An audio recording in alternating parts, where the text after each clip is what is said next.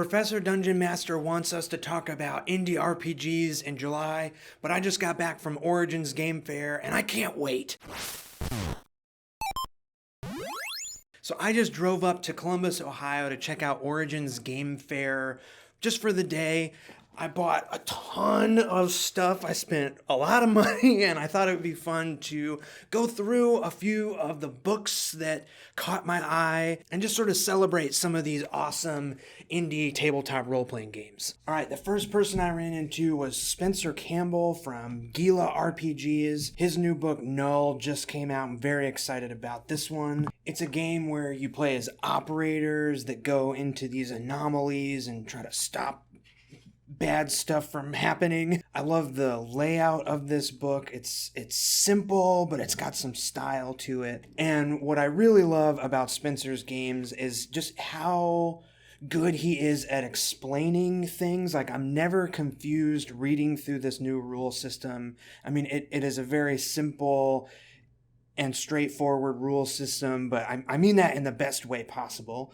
The kind of games that I like to play, really. You can see there's a simple class-based system, and you got powers, and there's the anomalies that you're going into. It has really nice instructions on how to build out an anomaly, and there's different monsters, I guess, like cool kind of mechanical, like weird beings, like this grid. It's just large cubes that float through the air. Reminds me of the constructs in Zelda that I'm playing right now. I think as I was kind of looking through this, I feel like you could make this into a Matrix game really easily. I mean, even there, it's like, go into the Matrix. That's not what this is, but I feel like you could change it into that. The structure of the game where you're an operator that like goes into these anomalies and try and root out. The root is what starts the anomaly. You're trying to defeat the root. That's like the boss at the end.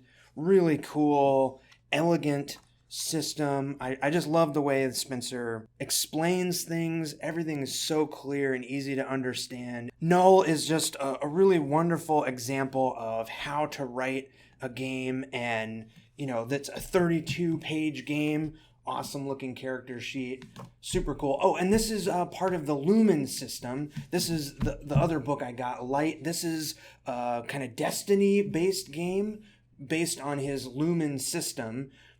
Really cool stuff. The mechanics are wonderful. Just my kind of game. Next up, I swung over and talked with my friend Kyle Latino, MapCrow here on YouTube. Actually, I'll link to all of this stuff down in the description. Go check out all the links to these books. He just put out this tabletop role-playing game prep method that I think is so cool. He wrote it with Kenny Webb. I'll be talking about Kenny on the channel in the future. We're working on some cool stuff together. I'll flip through it a little bit here, but I'm going to do a whole video on this book just alone. Because I think it's so cool. It's such a fun idea. Go check out Kyle's video, and I expect one from me soon, all about agnostic TTRPG prep method.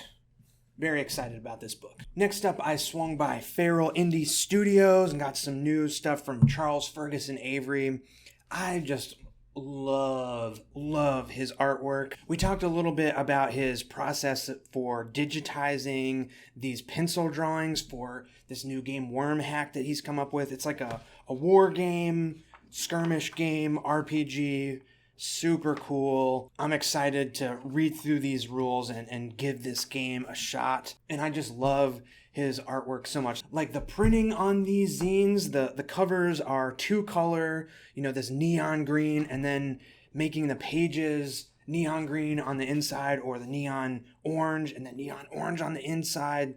Super cool. Love this stuff. I just love zines so much. And Charlie's like putting these books together himself. So awesome. I also want to show off the Vast in the Dark expanded edition. I have the smaller version, but now it's expanded and even bigger. I'm really a fan of the bigger, like tabloid size zine. And what I love about Charlie's stuff so much, I talked about his book Into the Weird and Wild on the channel before. He's got another one, Into the Cess and the Citadel. super awesome.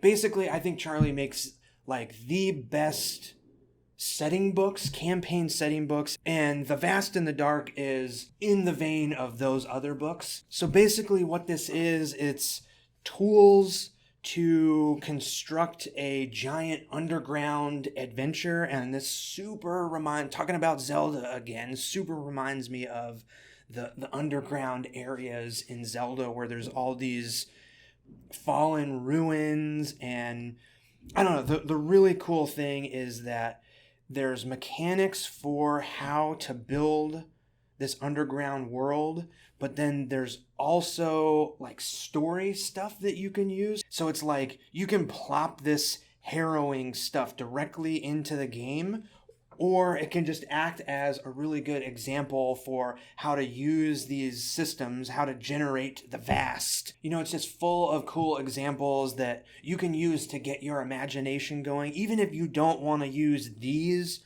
roaming hazards, this will help you get started in coming up with your own as you're rolling out the map for this underground wasteland that's filled with ruins, and you know, there's factions and stuff, and it's just so cool. The books are just jam-packed with so many ideas, and on top of that, I just love Charlie's artwork. It's on the darker side, but it just couldn't be any cooler. Building out the ruins, really cool. If you want to use the rooms, there's a D66 table of rooms, and there's enough here, like I keep saying, you can totally like use this as a starting point and then make your own thing. You could totally make a complete campaign from this stuff. The Minotaur, the Deep, so stinking cool. Trials of the Deep, like it reminds me of a dark version of Zelda, totally in the best possible way. And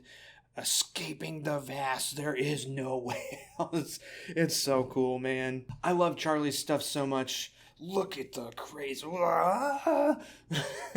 Go check out The Vast and the Dark and the other Into the books, the Into the Weird and the Wild and Into the Sets in the Citadel. You can't go wrong with anything from Feral Indie Studios. Okay, speaking of big tabloid-size zines, I picked up Orcborg by Grant Howitt just because of how rad it looks.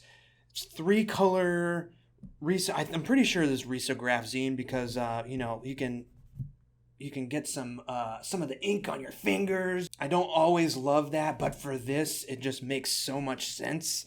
And Orcborg is, I guess, like a hack of Morkborg, but you play as orcs on this derelict spaceship that's doomed to burn up in a fiery sun. It's called Doomhaven. And it's just this mishmash of different spaceships that have like collided and crashed together into this giant hulking derelict. But yeah, as you can see, like the layout of this zine in typical Morkborg fashion is so awesome.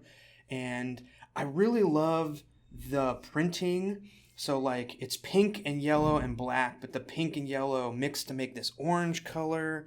And it's just so rad. Oh my gosh, look at this. It's just a Morkborg hack, but it's orcified, and you play as orcs with like power armor and stuff. And okay, just to give you an idea of the priorities of this game, this is the page spread of weapons. This is a D8 table of weapons that takes up 2 pages.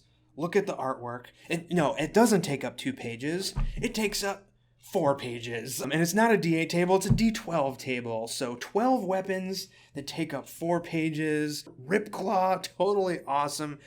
The only thing the Ripclaw does is D10 damage. So cool. There's orc wizards and powers. There's orc gods. Just all of the artwork is so cool to lay out. Who does the art and layout here?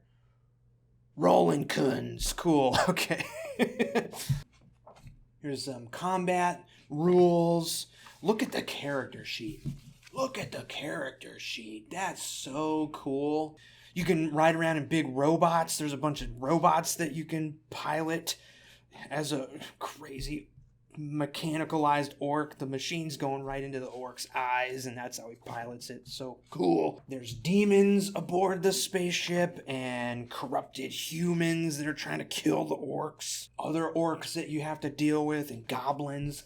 Check out that little goblin guy. Really easy way of coming up with missions to go on each game as the derelict spaceship is collapsing around you. Super cool book.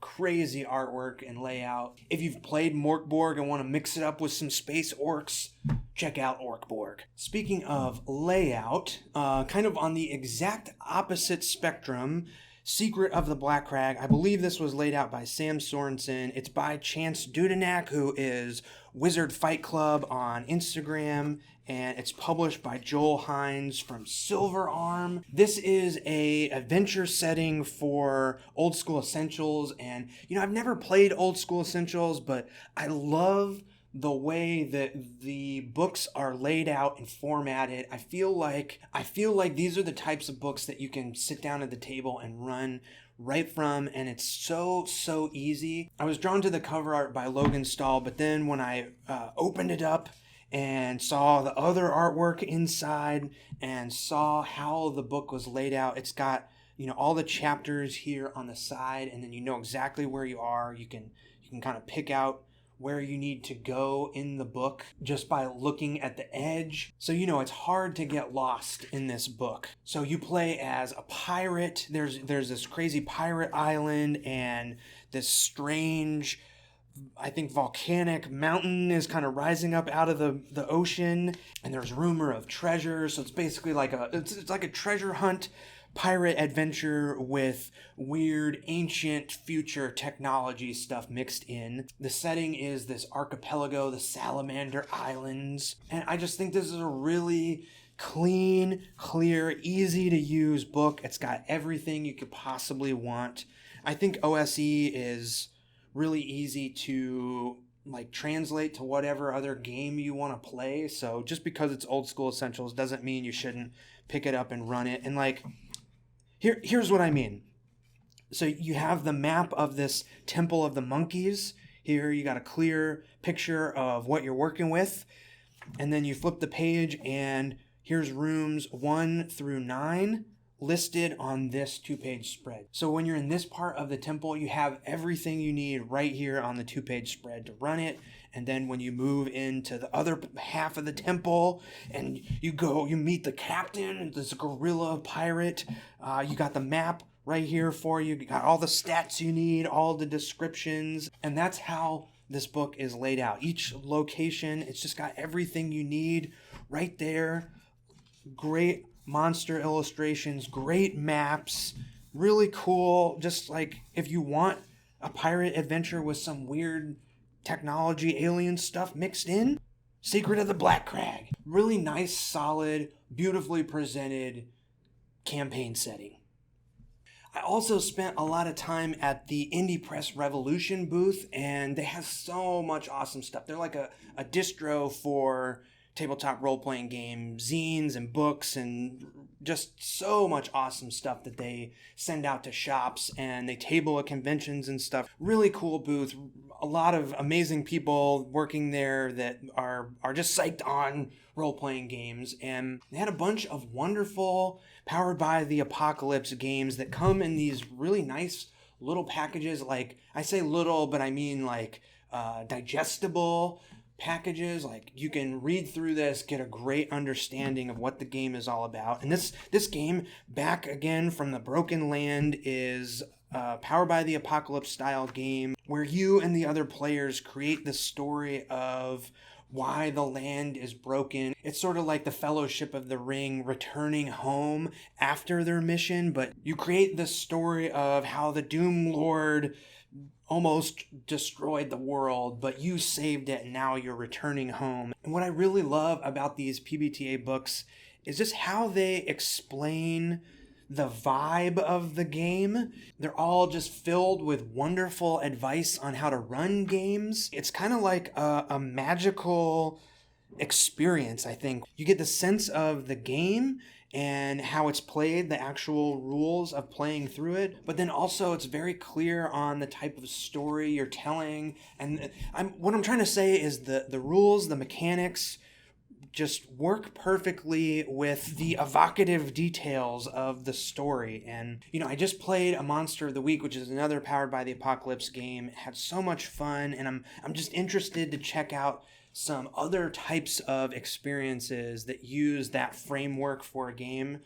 Really cool spell books, the volunteer, you can be Frodo. And I just think the idea of this game is so cool. What happens, you build the adventure after the fact, so you're not worrying about combat and all that stuff. It's a different experience for creating a shared adventure with your fellow players. And I just think that's so cool. Back again from A Broken Land by Alexi and Leah Sargent. If you like PBTA games, don't skip this one. And speaking of games that just explain their vibe so perfectly, I also picked up Goblin Errands by Martin Nurakar. I think this is maybe PBTA inspired. There's a different dice mechanic. It's like a dice pool mechanic, but there's playbooks and stuff. And I don't know. I just love the way that these games are explained. Like the themes, you play as a goblin running errands in the world of tall people. So you're a small goblin that's up to trouble amongst all the human-sized people. You're overlooked, or I guess you're unrecognized by the tall people, but you have solidarity with your fellow goblins, and it's a lighthearted adventure. It just lays it out for you so perfectly. Perennial underdogs living in the cracks. I picked this book up because I love goblins. I just made a goblin adventure. I love goblins and the idea of the small underdog. That's sort of my favorite archetype to play in fantasy games. I was immediately drawn to the artwork, and then, reading through this, it's just so well put together, but then you can tell it's lovingly put together too.